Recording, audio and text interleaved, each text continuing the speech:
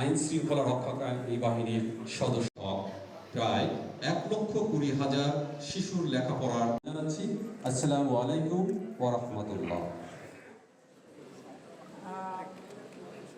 উদ্বুদ্ধ করে সেটা হচ্ছে বিভিন্ন রকম চাকরি সূচনা বক্তব্য প্রদান করার জন্য শিক্ষকদের বেতন গ্রেড এবং তাদের পদোন্নতির প্রসঙ্গ এই বিষয়টা একটা বিষয় এবং ওনাদের দাবি দাবার সঙ্গে আমরা খুবই সহানুভূতিশীল। প্রথম কথা, আমরা একটা কনসালটেন্ট কমিটি করেছিলাম এই ব্যাপার।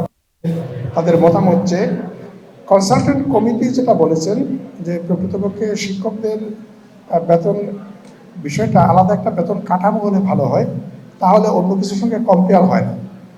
এইটা ওনাদের প্রস্তাব। আমার কাছে মনে হয়েছে ওনাদের প্রস্তাবটা ভালো প্রস্তাব একটা। শিক্ষকরা সেই দাবি নতুন করে আনতে পারেন, যেটা আলাদা একটা বেতন কাঠামো। সহকারী শিক্ষক যখন নিয়োজিত হবেন, তারা 12তম গ্রেডে নিয়োজিত হবেন।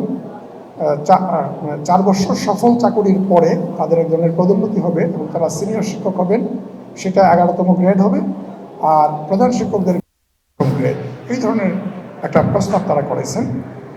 এই প্রস্তাবটা আমাদের মন্ত্রণালয় থেকে আমরা মনে করেছি যে এই প্রস্তাবটা যৌক্তিক। এখন আমাদের কাজ হচ্ছে সরকারের পলিসি লেভেলে তাদের কনভিন্স করে বিষয়টাকে বাস্তবায়ন করা, এবং আমরা আন্তরিকতার সঙ্গে সেই কাজ করে যাচ্ছি।